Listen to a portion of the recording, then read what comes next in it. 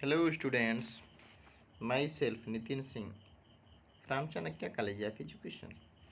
आज की वीडियो में हम लोग बीएड सेकेंड ईयर से लर्निंग फॉर असेसमेंट पेपर जिसका सब्जेक्ट कोड C9 है, इसमें यूनिट थर्ड के अंतर्गत rating scales construction and orientation of tools topic के अंतर्गत जो रेटिंग स्केल्स है उसको समझेंगे। रेटिंग स्केल क्या है, इसको कैसे बनाया जाता है, रेटिंग स्केल्स के माध्यम से बच्चों को हम गुण व्यवहार को कैसे मापते हैं, इन सब बिंदुओं को समझने का प्रयास करेंगे। देखते हैं। देखिए, जो निर्धारण मापनी है इसके बारे में ये प्रचलित बात बताई गई या माना जाता है कि जितने भी मनोवैज्ञानिक विधियां हैं, इन विधियों में सबसे इम्पॉर्टेंट, सबसे यूजफुल, जिसका सबसे अधिक उपयोग किया जा रहा हो वो रेटिंग स्केल ही है, जिसे निर्धारण मापनी के नाम से जानते। इसका उपयोग हम उद्योग के क्षेत्र में, व्यापार के क्षेत्र में, अनुसंधान आदि क्षेत्रों में बड़े सफलतापूर्वक कर रहे हैं। अर्थात यदि इसके प्रारंभ का श्रेय मनोभौतिक के क्षेत्र में फ्रेकनर को जाता है। मैं पहली बार इन्होंने इसे मनोभौतिकी के क्षेत्र में लाया। ये निर्धारण मापनी स्केल्स ऐसे बनाया जाए, ऐसे डिजाइन किया जाए, लेकिन तब भी फर्स्ट टाइम निर्धारण मापनी की बात जो बताई गई, ये गाल्टन के द्वारा बताई गई 1883 में, जो प्रकाशित बिंब सृष्ट से संबंधित है। बिंब सृष्ट का मतलब इमेजिनरी लाइन या इमेजिनरी बातों को जानने के लिए, व्यवहार को जानने के लिए, काल्पनिक बातों को समझने के लिए, आपकी मन मस्तिष्क में किसी तथ्य के प्रति क्या बिंब बन रहा है, इसको समझने के लिए जो बात बताई गाल्टन ने 1883 में, यहीं से निर्धारण मापनी का सर्वप्रथम निर्धारण समझा जाता है। लेकिन इसके बाद 1906 एंड 1907 में पियर्सन ने बुद्धि मापन के लिए भी रेटिंग स्केल्स की बात बताई और रेटिंग स्केल्स की 7 श्रेणियों का निर्माण भी किया। इस टेक्निक में किसी व्यक्ति के व्यक्तित्व का मापन किसी ऐसे व्यक्ति के विचारों के आधार पर किया जाता है जो पहले व्यक्ति को भली बात जानता हो। इसका मतलब हम इसके अंतर्गत जो भी व्यवहार मापते हैं उसमें ये समझते हैं कि इस व्यक्ति के व्यवहार में को पहले से ही जाना जा रहा होता है, ये क्या है, इसके में क्या क्या हो सकता है। अर्थात किसी भी व्यक्ति के व्यवहार को समझने के लिए जो रेटिंग स्केल या निर्धारण मापनी बनाया गया है, इसमें हम ये जानने का प्रयास पहले से करते हैं कि आपके व्यवहार में ये बातें पाई गई, ये बातें एब्सेंट हैं जो पहले से निर्धारित करी जा चुकी है, व्यक्ति को बारे में पहले से पता होती हैं। इसमें से टेस्टोनॉमिनल, कैरेक्टर सर्टिफिकेट, कॉन्फिडेंशियल रिपोर्ट इत्यादि प्रमुख हैं जो हम निर्धारण मापनी के रूप में उपयोग करते हैं। लेकिन जो निर्धारण मापने की विश्वसनीयता और वैधता की बात की जाती है, तो ये इसकी न तो वैलिडिटी अच्छी होती है, न तो रिलायबिलिटी अच्छी होती है। लेकिन तब भी अनुसंधान कार्यों में बहुत कम उपयोग किया जाता है। केवल यही कारण है कि रिसर्च वर्क में इसका कम उपयोग करते हैं, क्योंकि इसकी रिलायबिलिटी और वैलिडिटी दोनों लो लेवल पे होती है। रूथ स्ट्रैंग ने इसके बारे में अपनी राय बताया और कहा कि निर्देशित निरीक्षण का निर्धारण ही रेटिंग इसके निर्धारण मापनी है। निर्देशित निरीक्षण का निर्धारण ही निर्धारण मापनी है। इसका मतलब कि किसी भी बात का निरीक्षण करने के लिए, किसी भी बात का निर्धारण करने के लिए, जिस बात को निरीक्षण करने जा रहे हैं, निर्धारित करने जा रहे हैं, उसमें पहले से हम जिस बात को निरीक्षण करने जा रहे हैं उसको पहले से हम निर्धारित कर रहे होते हैं, कि प्लानिंग कर देते हैं आप में ये व्यवहार ऐसे ऐसे हो सकता है। और लेकिन हम निरीक्षण के माध्यम से ये पता करते हैं कितना स्तर तक है, उस जिस बात का हम निर्धारण करते हैं उसी बात को कितनी मात्रा में पाया गया, इसके लिए हम रेटिंग स्केल का उपयोग करते हैं। रेटिंग स्केल्स के बारे में देखते हैं। रेटिंग स्केल्स क्या है, इसके बारे में क्या आइडिया, थोड़ा इसका कंसेप्ट को समझने का प्रयास करते हैं। देखिए, निर्धारण मापनी की सहायता से किसी व्यक्ति की पसंद अर्थात लाइक जो पसंद करता हो और किसी व्यक्ति के नापसंद डिसलाइकिंग की सीमा तथा उसकी गहनता को जानकर उसको मूल्यों को मापने का प्रयास किया जाता है। ये बात बहुत इम्पॉर्टेंट है, इस लाइन को आप नोट कर लेंगे स्टूडेंट्स कि हम निर्धारण मापने में किसी भी व्यक्ति के किसी भी बात को निर्धारित करने के लिए जो निर्धारण करते हैं उस बात को, उस सीमा को, उस गुण को उस व्यक्ति में कितना स्तर तक है, या हम ये जानना चाहते हैं उस व्यक्ति का इस मत पर, इस बिंदु पर क्या विचार है, उसकी क्या राय है, वह पसंद है कि नापसंद है, कितनी सीमा तक पसंद करता है, कितनी सीमा तक उस बात को नापसंद करता है, इसकी इस गहनता को हम समझने का प्रयास करते हैं, उसके मूल्यों को मापने का प्रयास करते हैं। यही रेटिंग स्केल्स है। ये लाइन बहुत इंपॉर्टेंट है जो हम हाईलाइट किए हुए हैं। नेक्स्ट, निर्धारण मापनी में कुछ कथन, स्टेटमेंट अर्थात शब्द दिए होते हैं जो प्रयोज्य अर्थात जिसके ऊपर हम अपील कर रहे हैं, जिसके व्यवहार का निर्धारण मापनी कर रहे हैं, उसके कथनों या शब्दों के प्रति उसकी पसंद, उसकी सहमति, उसकी महत्ता, उसकी सीमा की गहनता को इंगित होता है। अर्थात हम जैसे हम अभी इसका उदाहरण बताते हैं, केवल आप इसकी बिंदु को समझें।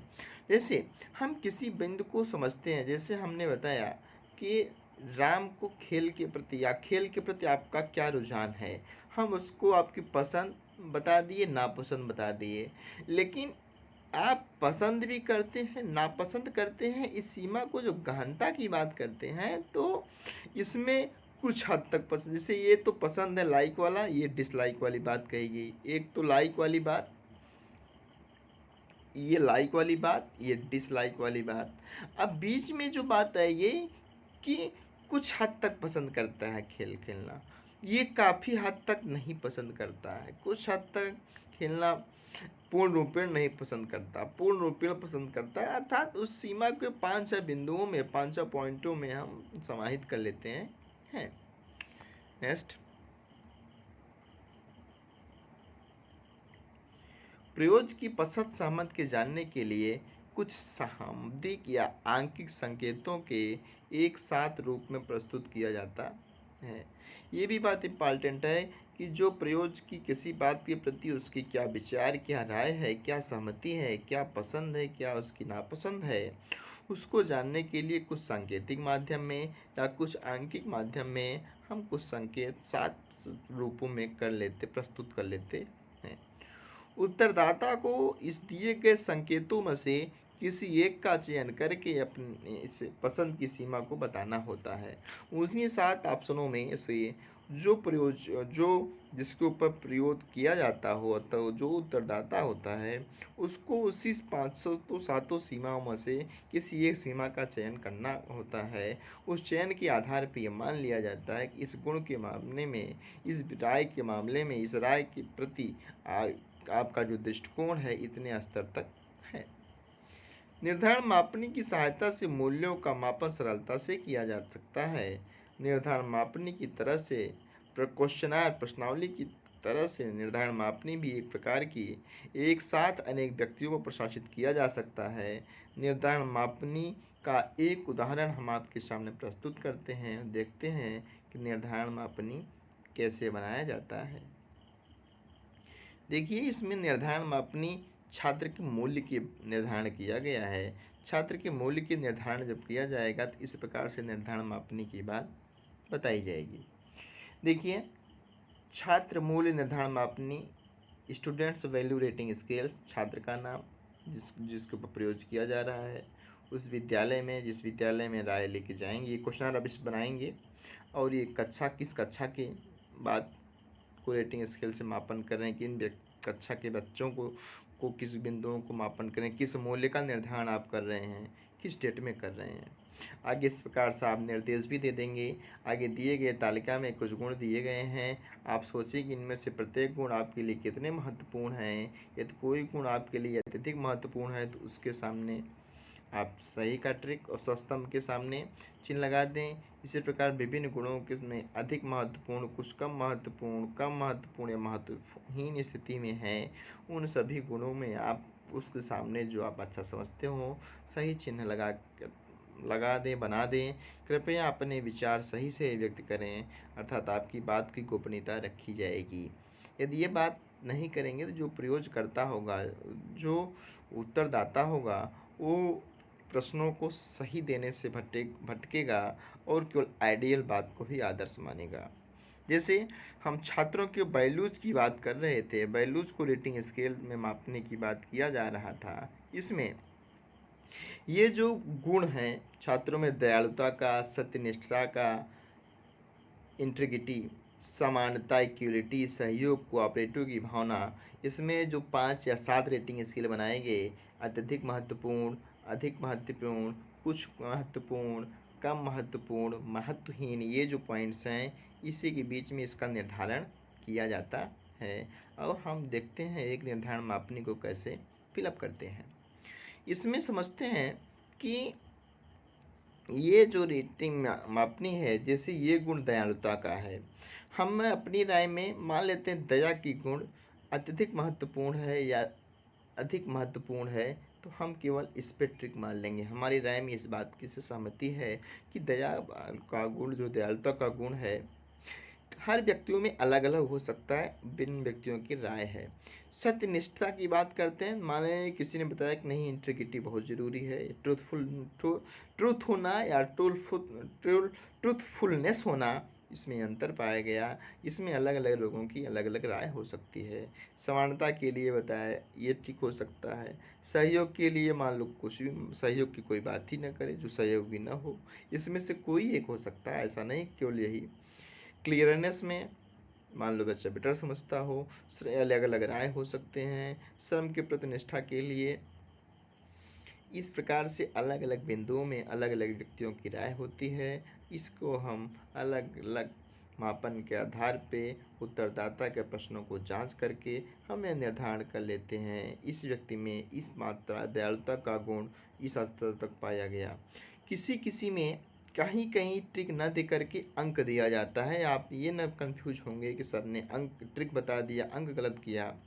अंक में क्या कर सकते हैं, अलग अलग बिंदुओं को हम 1 2 3 रेटिंग स्केल के रूप में ऐसे समझ जाते हैं। इसमें 1 2 3 4 5 ऐसे रहता है। तो ये इसका मतलब ये वाला हर में 1 2 3 4 ऐसे रहेगा, 1 2 3 4 ऐसे 5 बना रहेगा हर गुण के सामने, और उत्तरदाता को उसको सर्कल करना होता है। जैसे दयालुता का गुण है, उत्तरदाता ने ये बताया। सत्यनिष्ठा का गुण उत्तरदाता ने ये बताया। समानता का गुण उत्तरदाता ने को ये आया। सहयोग की भावना की बात है, उत्तरदाता का ये राय आया। श्रम स्वच्छता या निष्ठा की बात आई, श्रम उत्तरदाता का ये राय आया। तो ये ना समझें कि ये केवल ट्रिक मात्र है। ये आप किसी भी गुण की में कितनी मात्रा में पाया गया, उस गुण की उस व्यक्ति में कितनी गहनता तक है, कि या ये गुण आप में एब्सेंट है। जैसे हम श्रम की निष्ठा के प्रति लगा दें 5वां ट्रिक इस वाले का, इसका मतलब कि इस व्यक्ति में श्रम की निष्ठा के प्रति जो गुण पाया गया वो है ही नहीं, महत्वहीन है, अर्थात श्रम के प्रति उसकी कोई निष्ठा नहीं है। इस प्रकार से इसका मूल्यांकन कर सकते हैं, उसको 1 अंक प्रदान कर सकते हैं, ट्रिक लगा सकते हैं, या अंक के रूप में भी निर्धारण मापनी कर सकते हैं।